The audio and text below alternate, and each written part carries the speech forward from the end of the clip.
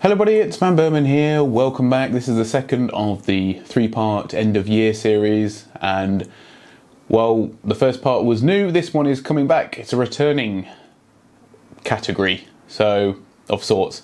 So this time it's the top 5 disappointments of 2020, and yes, and I think, you know, there's some stuff in there that's not just purely games, even though obviously it is, but it's all around, not purely individual games. But it is more around industry as well. And I'm sure, you know, some of you have probably seen and heard a lot of stuff on those particular subjects. So I'll just try and make things as concise as I possibly can.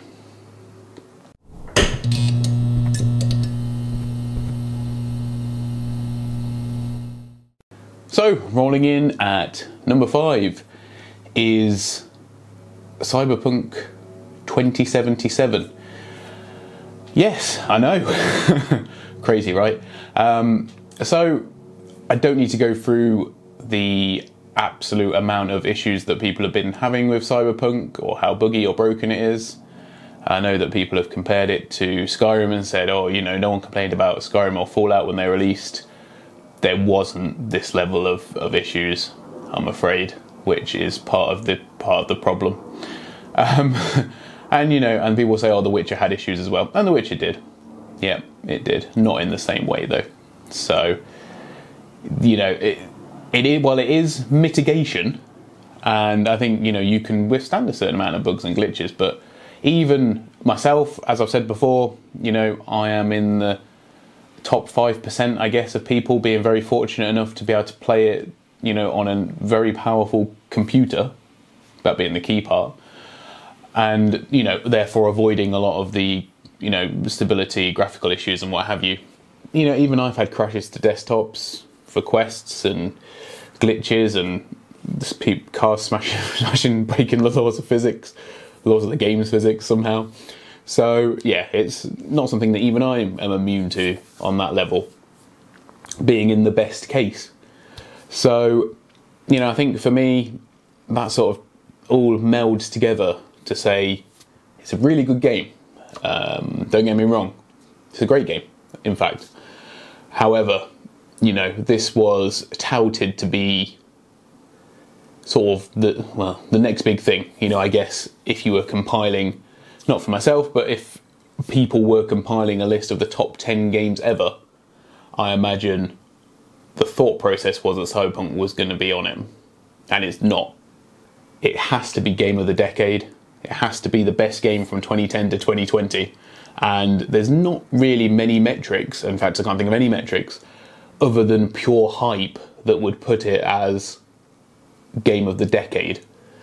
You know, I mean, I think we have to be realistic and say that probably Grand Theft Auto 5 is, and I don't know when that came out anymore because it's been out that long.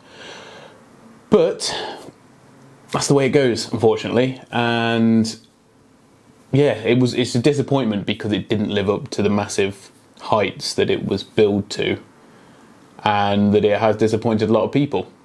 I must say, on a personal note, from how I viewed wanting to get the game, wanting to play the game, it hasn't disappointed me.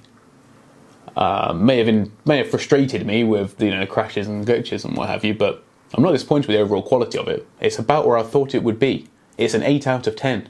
You know, it's not a problem. It's a good, great game.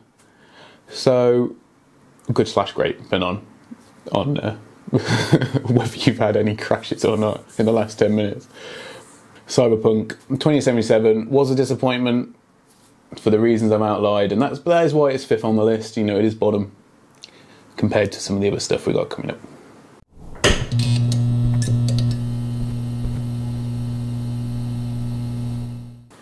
Number 4 on the list is CD Projekt Red, the creators of Cyberpunk and Witcher. Wow, okay, so they've been a bit more of a disappointment, and it obviously does tie into the Cyberpunk stuff. That's why, you know, I wanted to meld the two very close together as well, and just to say, you know, that they are lower down in my opinion, and it's because I didn't want to go too I don't want to say political because it's not really political, but too much industry stuff. You know, I wanted still my top 5 to be main focused around games. So we could talk through the stuff that I've said before on many platforms. I don't know if I actually made a video about it on YouTube, but you know, CD Projekt Red, the AAA darling of the industry, you know, famous for such games as the Witcher series that we all love. And we do love it. It's not, you know, like I say, may have released a little bit broken and buggy, and I didn't enjoy it my first time round, but did my second. It still, you know, is the top tier level of game developer, publisher. It owns GOG.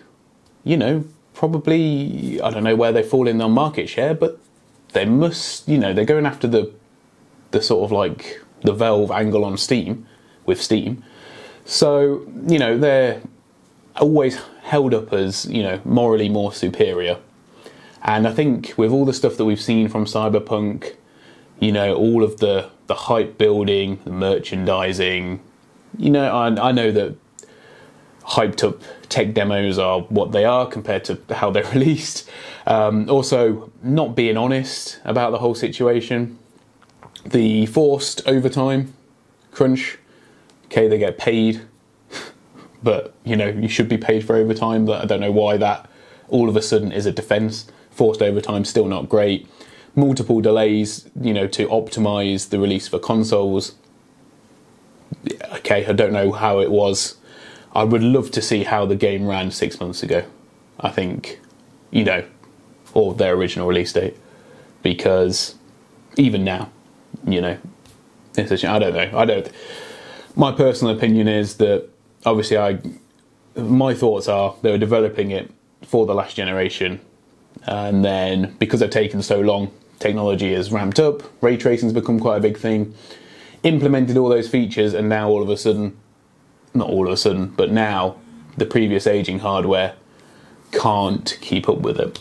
So at that point, they should have turned around and said, look, we just can't release it on the older consoles. We're really sorry, we'll refund your pre-orders, and, you know, it just needs more powerful hardware. And you would have peed off a lot of people, but maybe less than you have this time round. You know, all those people that have got their Cyberpunk branded Xboxes that runs the game like absolute, like running through mud. Try telling it to those people, I guess. You know, they're sort of, and I do feel sorry as well for the people that have really bought into the hype and gone out and bought the merch and been involved, you know, watching the lore and everything on it and trying to learn as much as they can. Especially if they've not got a good console to then play on it. It's not on. Cyberpunk have let the community down that's held them in such high regard for such a long time. So, yeah, disappointment for me. Disappointment for a lot of more people. And just to really get that across, that's why it's on the list. Not that anyone from CD Projekt Red will watch this or care. But at the minute, you're getting a bit of a hammering. Anyway.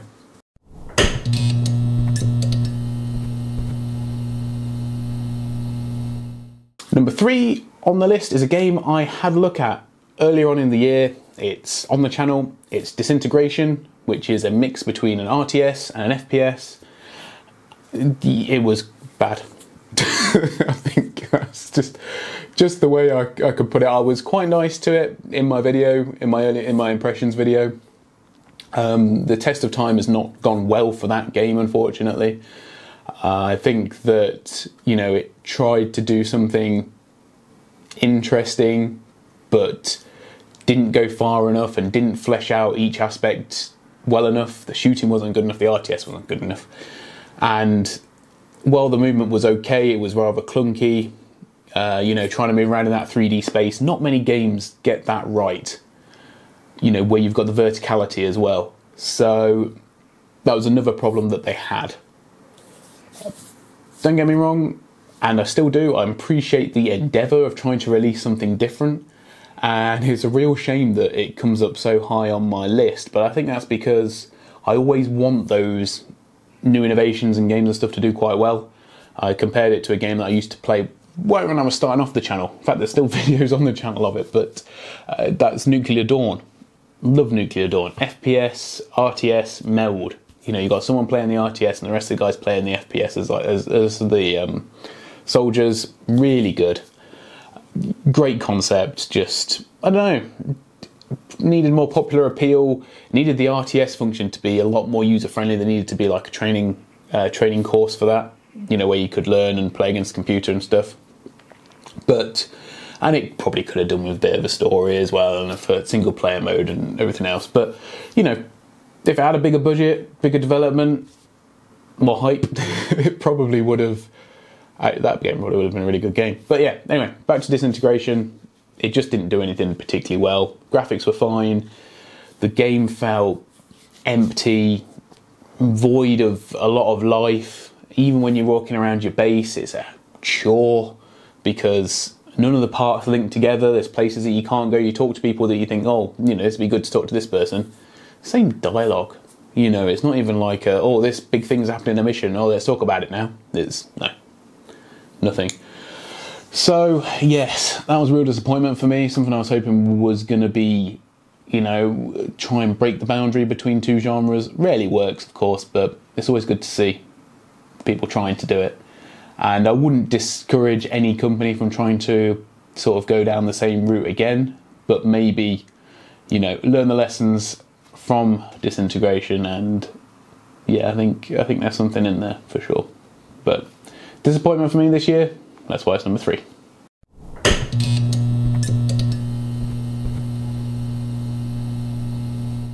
And number 2, the penultimate entry, goes to Ubisoft. Oh, I mean, I could go on a tirade. I'm going to try and keep this short. So we can talk about the aesthetics of Assassin's Creed Valhalla. You've got this great big burly Viking running, jumping around on fences and diving off rooftops. He's not an assassin, he's a Viking, you know. Sorry, but makes no sense. Cookie cutter, open world, copy and paste jobs that they've done this year and will probably continue to do until the end of time because that's their business model. Ubisoft, of course, with their sexual allegations, that the fact that they've got rid of people tells me it's true. I've already come out and spoken about it, but you know, it's one of those things that needs to be on here because I am disappointed. I'm not disappointed in their games because it's what I expect from them. The way they've conducted their business has, not their business, their ethics and morals really has opened my eyes to a lot of these problems that go on in the industry.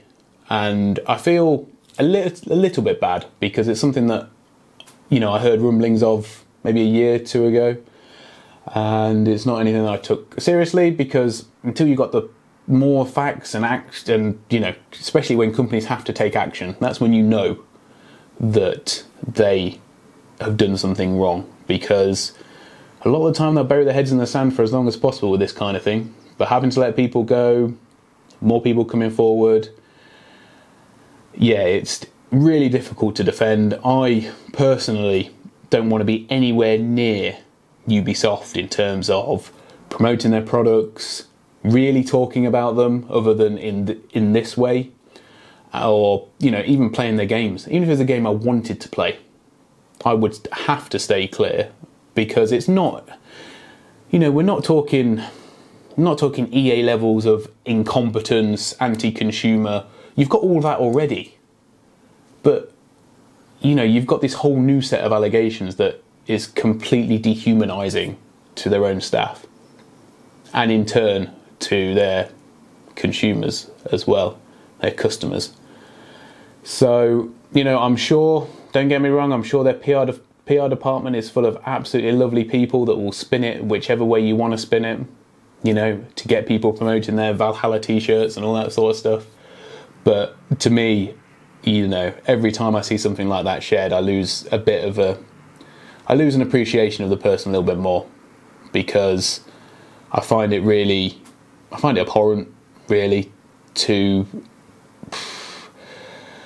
trivialise anything that has gone on with Ubisoft over, well, I guess since they started, since it was this, you know, boys club mentality, which I know a lot of businesses had, but clearly they have not moved on with the times, and it wouldn't surprise me if it still went on. That's where I am with it. Not that I'm saying it is. Just wouldn't surprise me too much about it. But that's my number 2, Ubisoft. Yeah. And the winner of my top disappointment of 2020.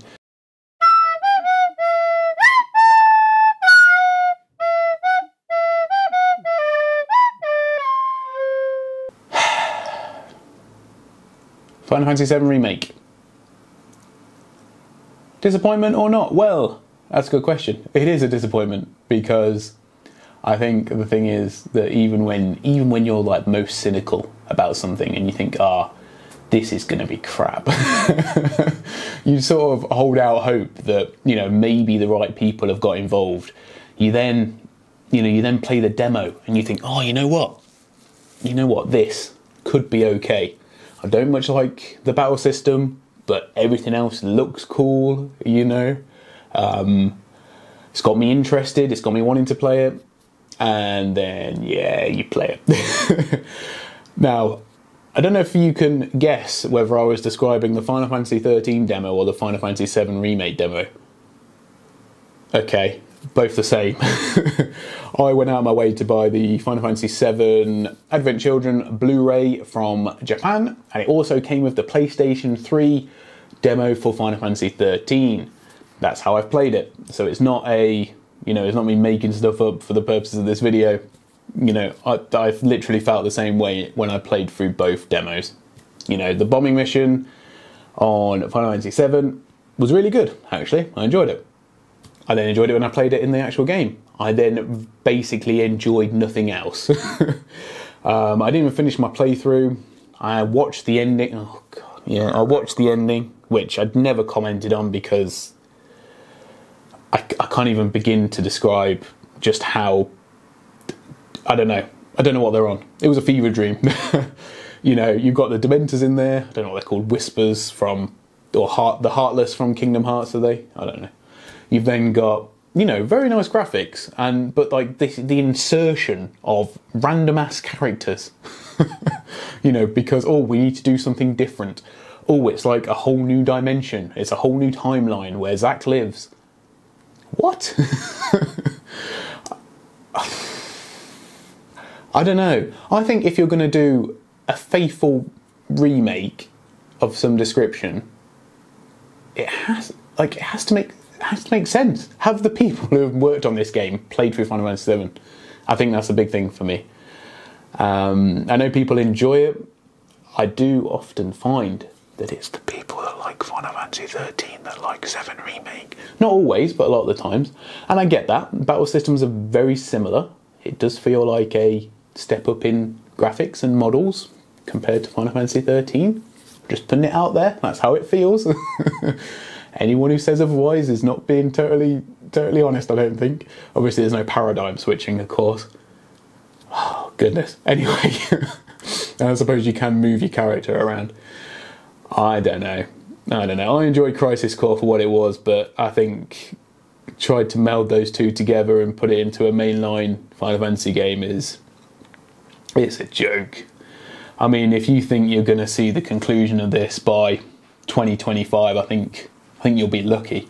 The big thing, the most disappointing aspect of it for me, outside of the insertion of characters, summons being, crap, as they have been for a long time now, it was the way that they portrayed Aerith, and I didn't get anywhere near the same vibes that I did from her in the original. She came across as a quite, sweet, calm, a little bit cheeky at times, I guess. But she takes on this whole new persona in the remake that I just don't find endearing. I find her to be quite stuck up. She's very sort of she expects a lot from Cloud, whereas I feel like this in the 7 original it was more quite a lot more caring, I guess, towards him, and more sort of like grateful for him being there. Now, I don't know if that's because they want to take 7 Remake in a totally different direction, where apparently Aerith already knows exactly what's going to go on, and Sephiroth does as well, and Cloud does, but he banged his head and then got more amnesia and went back in, I don't know, went back in time, and now it's a different timeline, and there's going to be an end boss that is the Lord of Time that you have to fight, and I don't know. Yeah, Final 7 Remake, my top disappointment. Didn't even complete it, didn't even want to complete it. I guess, you know, disappointment was, my expectation was hit that it would be bad. Just I didn't know in what way or how bad. Not as bad as it could have been. Okay. There you go. You can put that on the box art if you want. Final Fantasy 7 Remake, Van Burman. Not as bad as it could have been. 2 out of 5. I don't know what score I'd give it. What did I say I would give it? A 5 out of 10? I think it's a 5 out of 10. Only because I can't really justify giving it less than that, because it does look good. The music is good, but then again, it's just a straight rip from the original. Apparently nothing else is good enough, but the music's fine. Oh, God. It's not a straight rip, obviously. It's newly mastered, but... Okay, I'll leave it there. Thanks for watching, everybody. Hope you enjoyed it. I know that it's been a bit of a... This one is always going to be the more difficult one to do, because just try and keep it concise, which I'm sure I haven't done. But in the final of the 3 videos next time, we'll be looking at the top 5 games of 2020. I know you're absolutely chomping at the bit to see that one, especially with what's gone down in this particular video. I'll give you a hint, absolute spoiler right now, that will blow your mind. Final Fantasy VII Remake is not on the top 5 games of 2020. There you go. Hint for life. Thanks for watching, everybody. I'll see you all very soon. Bye for now.